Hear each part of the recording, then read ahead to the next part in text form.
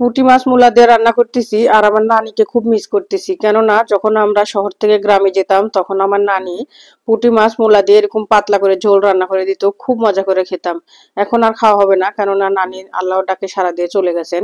আসসালামু আলাইকুম, কেমন আছেন সবাই? আলহামদুলিল্লাহ, আল্লাহর অশেষ রহমতে আমিও ভালো আছি। তো আমি এই যে সবকিছু গুছগাছ করে নিয়ে রান্না করে চলে আসলাম।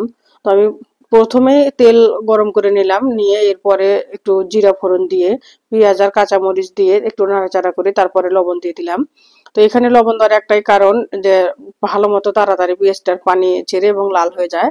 আর এরপরে কিন্তু আমি একটু আদা আদা জিরে আর রসুন একসাথে মিক্স করে আমি কিন্তু বেটে রাখি, তো এগুলো না আদা জিরে বাটা দিয়ে দিলাম, দিয়ে একটু নাড়াচাড়া করে নিলাম, কারণ আদা জিরের কিন্তু একটা বাজে স্মেল থাকে। তো সেক্ষেত্রে কিন্তু আমি একটু আগে দিয়ে দিই, তাহলে ওই বাজে স্মেলটা পাওয়া যায় না।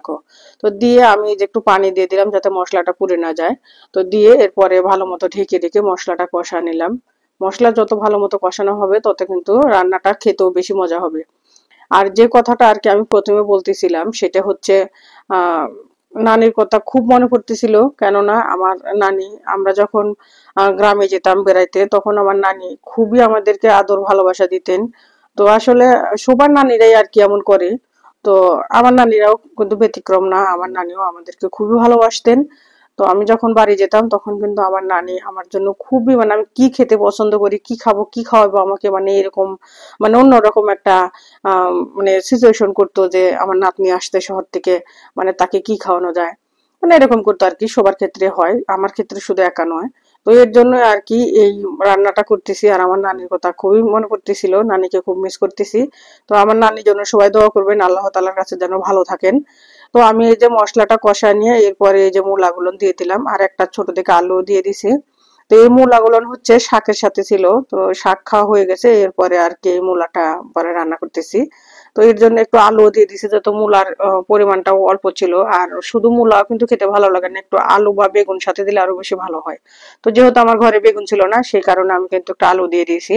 দিয়ে এটা আমার পরিমাণ মতো ঝোল দিয়ে আমি এই যে ঝোলটা যখন ফুটে উঠছে এরপরে কিন্তু একটু নাড়াচাড়া করে আমি এই কষিয়ে যে রাখছিলাম পুঁটি মাছগুলো, এই কষানো মাছগুলো দিয়ে দিলাম। তো কষানো মাছ দিয়ে রান্না করতেছি কারণ যে আমার হাজবেন্ড বা আপনাদের ভাইয়া কষানো মাছ রান্না খেতেও বেশি পছন্দ করেন। এর জন্য আমি ট্রাই করি সবসময়ের জন্য তার পছন্দের রান্নাগুলো করতে, যাতে সে একটু শান্তি মতো খেতে পারে। তোমার রান্নাটা কিন্তু এই যে প্রায় হয়ে আসছে, আর দেখেন অনেকটা কিন্তু ঝোল একেবারে শুকিয়ে গেছে, আর রান্নাটার কালারটাও কিন্তু সেরকম একটা জোশ আসছে। তো আমার রান্নাটা শেষ, এখন আমি এই যে ফাইনাল লুক দেখাই দিলাম। আমি এখন সুন্দর মতো একটা বাটিতে সার্ভ করে নিব। তো একটু নাড়াচাড়া করে দিলাম, উপরে কিন্তু সর পড়ার মতো পড়ে গেছিল। তো আমি এখন এই যে একটা বাটিতে ভালো মতো ওটা মানে রান্নার কড়াই থেকে ঢেলে সার্ভ করে নিলাম, আর একটু সামনে নিয়ে আপনাদেরকে দেখাই দিলাম। দেখেন মানে ঝোলটা অনেকটাই পাতলা দেখাচ্ছে আর কালারটা কিন্তু হেভি জোস হয়েছে। আর আমি এখন টেবিলে সব গুছগাছ করে নিয়েছি, আপনাদের ভাইয়া আর আমি খাবো। তো এখানেও পুঁটি মাছ আলু আর মূলা দিয়ে একটা ঝোল, আর ছোট্ট যে বাটিতে দেখতেছেন ওইগুলো কিন্তু আম, আলু ভর্তা আর হচ্ছে ডাল ভর্তা, আর পাশে অর্ধেকটা ডিম দেখতেছেন, ওইখান থেকে আপনাদের ভাইয়া কিন্তু একটু খাইছে, আর একটু মরিচ ভর্তা। তো আসলে এরকম কার কার হাজবেন্ডরা করে অবশ্যই জানাবেন, আর ভালো থাকবেন, আল্লাহ হাফেজ।